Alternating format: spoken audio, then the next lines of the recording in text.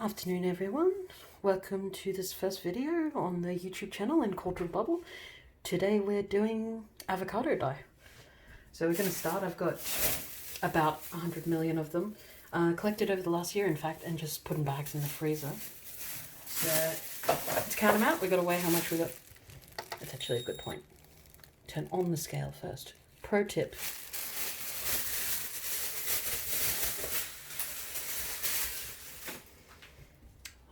Here we are, 1 and 2. I got so many. Yeah, I'm excited to see how much they weigh, so I guess we will. Yeah, avocado seeds are a good source of dye, also the skins, but I don't feel confident I can get all the flesh of the avocado off the skins, so I'm not using them today, but you certainly could. They together they produce the same effect, which is a lovely pale pink. Spoiler alert. Oh God, so many. As you can see, they've all got a bit of freezer burn because some of them have been in here since last June and it's now May 2020, so hope you're all keeping well as well in this difficult time, and I hope this brings you some cheer. It's certainly exciting me. It's like I've been waiting a year to do this, so it's gonna be good. Alright, that's one bag. We got a little lone one. All on its own, how tragic. Another one in this bag. Oh my god, so cold, so cold. Yeah, it turns out frozen avocado pits, they turn into lovely little rocks of ice. It's glorious. But I don't think that'll be a problem with the dyeing because it should they'll just naturally defrost in the water as it heats. So that's not a problem at all. And I think that's a good thing. Rather than letting them room up to, whoa, that was a lot of ice. Warm up to room temperature. And then putting them in, we'll just put them in. How much we got now? We got 2.3 kilos. Whoa. And we're still not done. Another lone one. Oh, that's a nice one. Very big. I have a nice assortment of these. Some of them are tiny, as you can see, very small. Others are heifers. They're that. So a nice assortment of avocados that we can get here in Australia. As you see, well, avocado seeds. This one doesn't want to come out. There we are.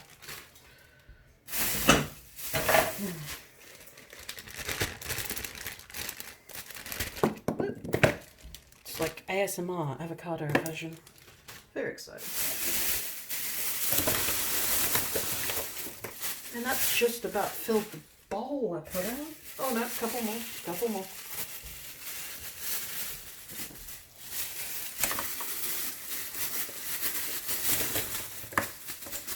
And we are done. And the grand total is 3.148 kilos of avocado seeds today. All right, that's big. Right, we're going to transfer this to a big stock pot, fill it about halfway with water, because the plan is we make the dye and then strain it. And then you still have to have room in your pot to put your yarn or fibre of choice in. So that's what we're going to do now. See you in a bit.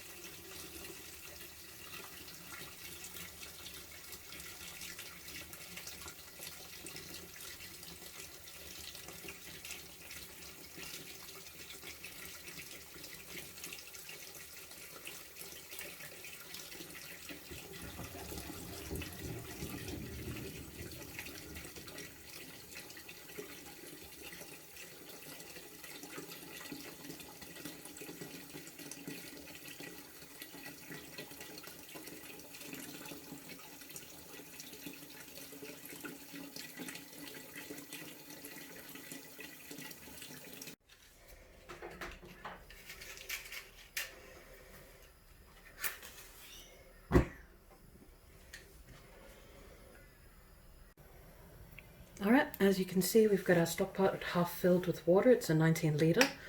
And we'll give that a bit of a stir. It's like marbles in a bag. This down. Again, avocado ASMR. It could become a thing. So yeah, we'll give that a bit of a stir and leave it for at least 2 hours so it can simmer. And what will happen is that the avocado pits will break down and merge with the water, which will produce a hue. So the water will leach it all out. And then after that, we'll strain it.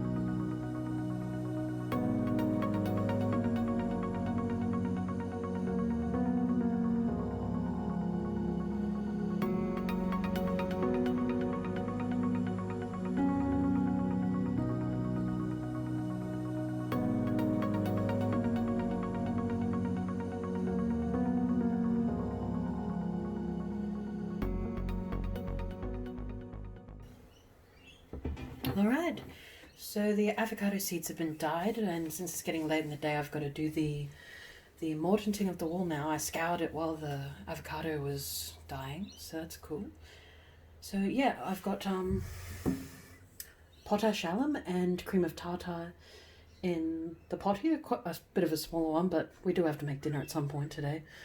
So there's 40 grams of potash alum and 24 grams of cream of tartar to the ratio of 10% potash alum per 100 grams of wool and 6% of the same for the cream of tartar. So in goes the boiling water.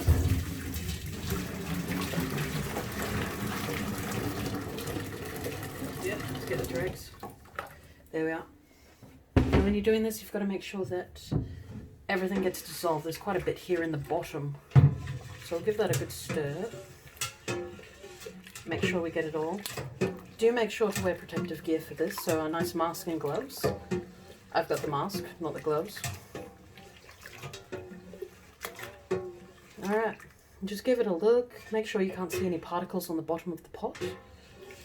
And if you can't see anything, you're good to go. I can't, so not a stir. And do make sure you're using non-kitchen utensils. This is a spoon, which is reserved very much for the dyeing process. cold water.